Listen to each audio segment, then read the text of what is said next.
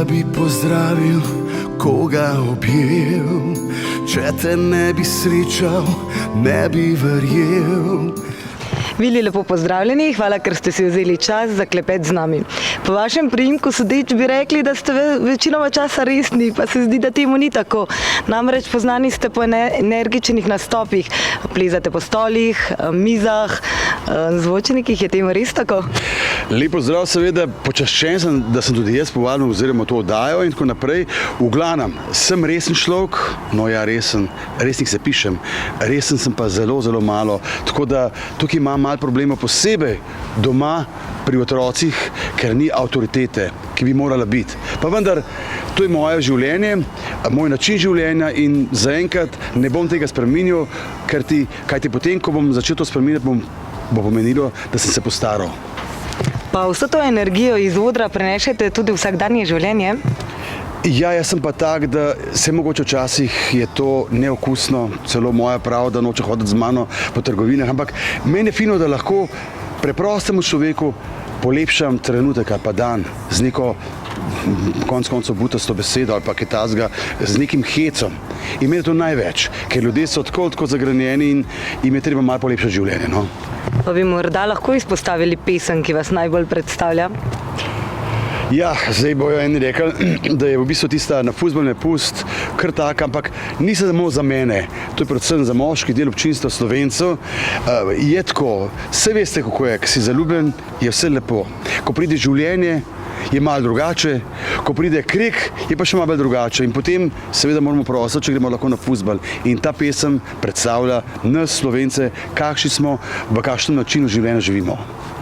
Nedavno ste izdali tudi novo skladbo, Lepa za umret. Tokrat se predstavljate v malo drugačni luči, romantika. Nam zaupate kaj več? Ja, res je. To je pa ena pesem, ki je Rok Lunaček napisal in stoji za njo on pa res s čustvi, z vso energijo živi za to pesem. Lepa pesem, lepo besedilo. Zdaj, da sem malo bolj resen oziroma da malo bolj čustveno, res je, kajti se v bistvu piše življenje. V življenju, namenjeno predvsem ženskam. Zdaj, da sem jaz malo bolj romantičen, no, čas je že bil, da bi naredil malo bolj nekaj romantičnega, nekaj takega, po katerem me ljudje poznajo že več kot 30 let, tako da smo mogli narediti nekaj takega in mislim, da je pesem res lepa, saj potem, kar so tisti, ki so jo že slišali, povedali. In tudi spot nam je rato zelo lepo, tako da sem prav vesel, da to pesem lahko predstavim ljudem. Kaj pa je sporočilo pesmi? Predvsem tisto, ko začneš, ko ti je nekdo malo všeč, pa še malo bolj in ne veš, kako bi kaj rekel in pesem kar pelje sama. In v bistvu, ko ta oseba, ki je nasproti tebe, ko edina vztraja, da si pa ti njen tisto vse, kar si oni želijo.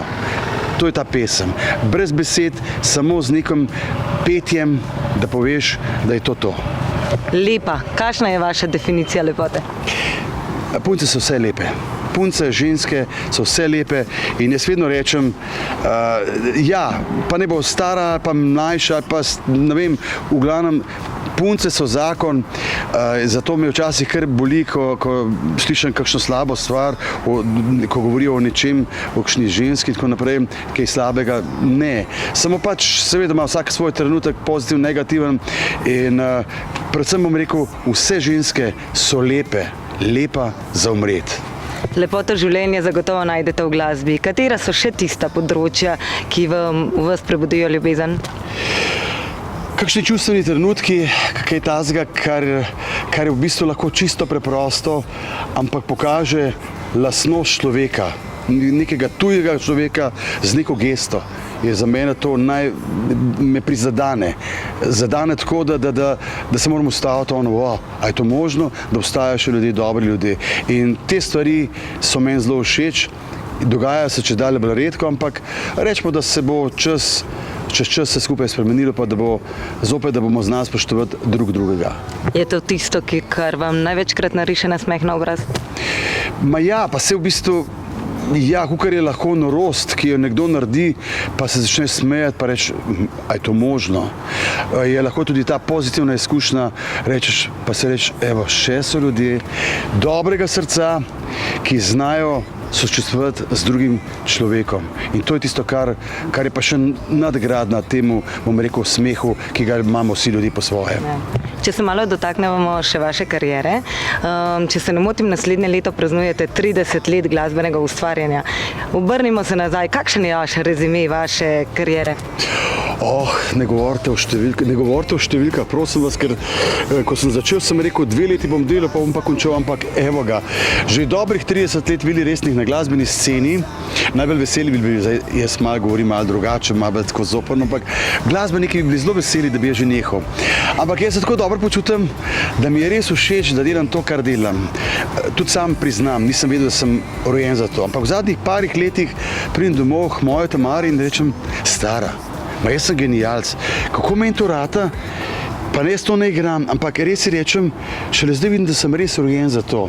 Zdaj, a je to si zmešan, jaz rečem čas, da sem zmešan, ampak ljudem je to všeč in jaz nikoli ne igram kaj druge, kar sem. Jaz sem to.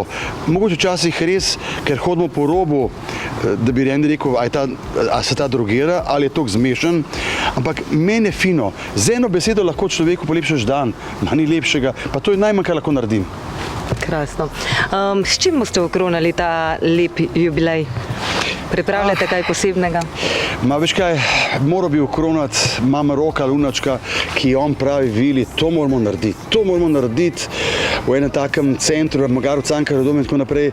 Stvar o tem, da ja, bi moral že narediti, pa vendar, meni je najlepši, ko mi ni treba nič narediti. Ko me ljudje pokličejo in se zmenimo za nastop in ni treba nič razmišljati, kaj bomo, kako bomo, kdo bo igral, kako bo igral, ker imamo vse laufa.